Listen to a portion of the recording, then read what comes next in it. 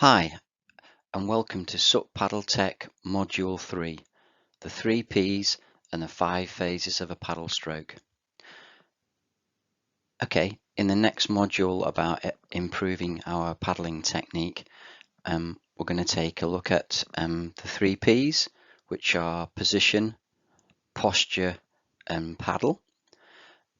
And we're going to take a look at some fantastic videos that break down the forward paddle stroke into 5 phases. The 3 Ps. Before we start, I just want to say a few words about the 3 Ps. The 3 Ps are all about giving us a baseline to aim for while paddling. This will ensure we've got maximum efficiency, reduce our fatigue, and also reduce possible injury. We're going to discuss the 3 Ps assuming perfect conditions, so flat water and light winds. So under these low stress conditions, we should be able to aim for a perfect set of the 3 Ps. So perfect posture, perfect position, and perfect paddle. But if we're going on the sea and there's a swell, or maybe we're inland and there's choppy conditions with small waves, or maybe it's windy, then due to these conditions, we're going to have to move away from the ideal set of position, posture, and paddle. And that could be maybe to lower our body a little bit more, bend our knees a little bit more in order to maintain our balance for a big swell. Okay, so we'll look at position first. So this is an aerial view of my paddler. So the board is balanced around the handle. So I've got my feet balanced around the handle. I've got my feet parallel and hip width apart. So this is ensuring I've got the board evenly balanced and the board's actually flat. Next up is posture. So here I've got my paddler. So I've got like a ski boot stance, so I've slightly bent my knees, and that's going to help me. Maybe there's a bit of chop, or maybe there's some boat wake, etc. So that's going to make my legs into kind of set of shock absorbers. I've got a straight back. I've got my core engaged. I've got my arms extended away from my body, so I haven't got kind of T-Rex arms.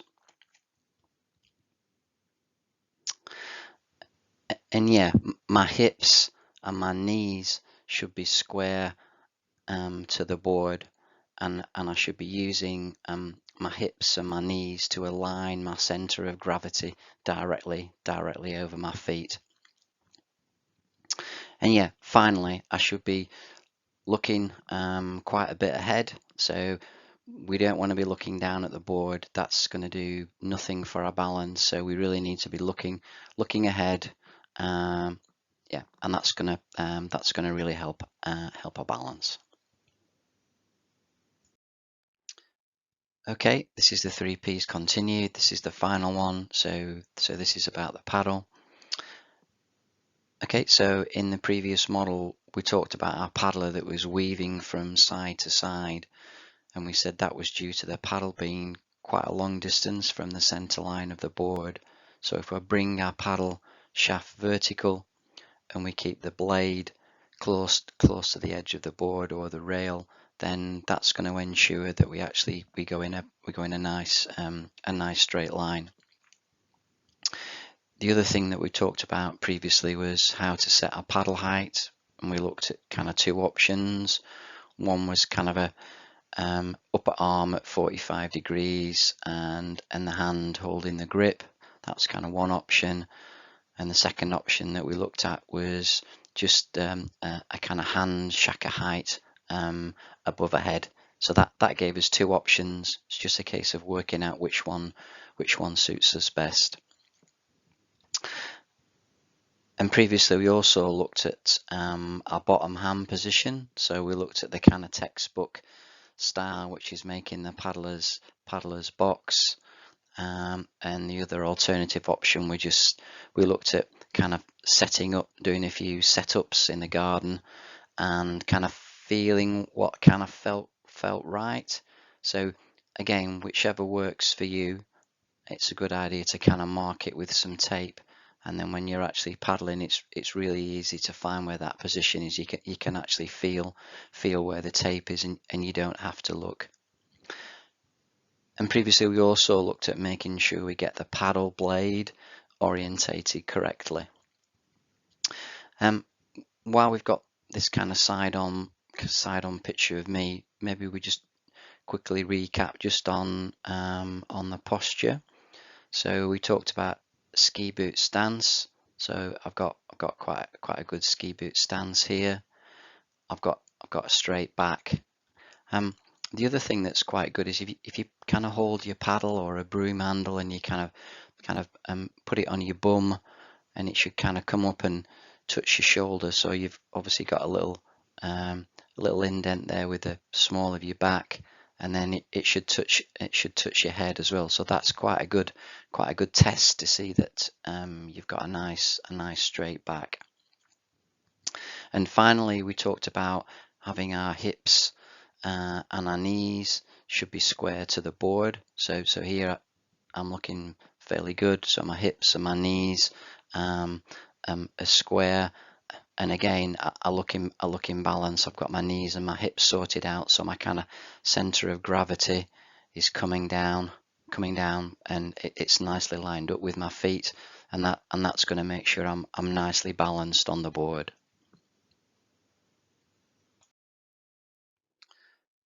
The 5 phases of a forward paddle stroke.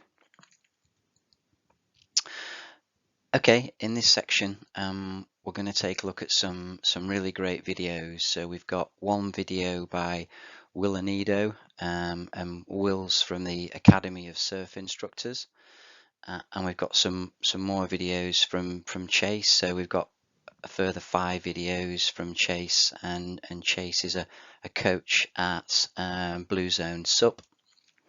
So like we've done in the other modules, if you pause this video and open the links in the YouTube description, so the 6 video links are given in the YouTube description. That's great. Once you've watched the videos, then please return here to continue.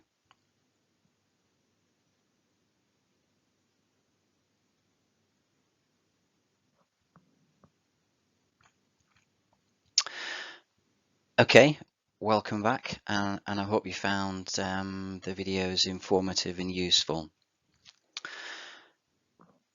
Before we close, it's probably worth just spending a minute just reviewing the videos, especially around the position and posture. I wonder whether you've spotted the different styles between Will and Chase.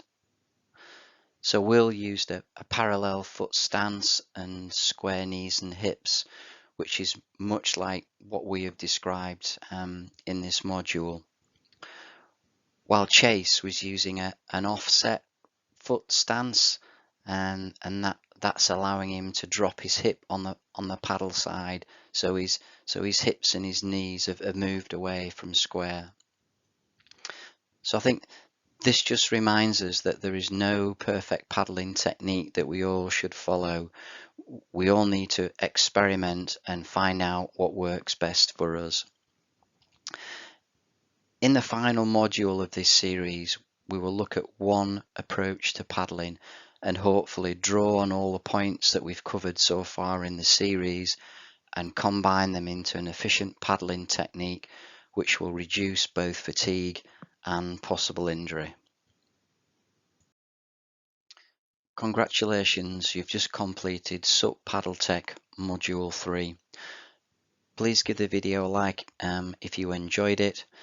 You could also subscribe to the YouTube channel, and if you've got any feedback, then please email me.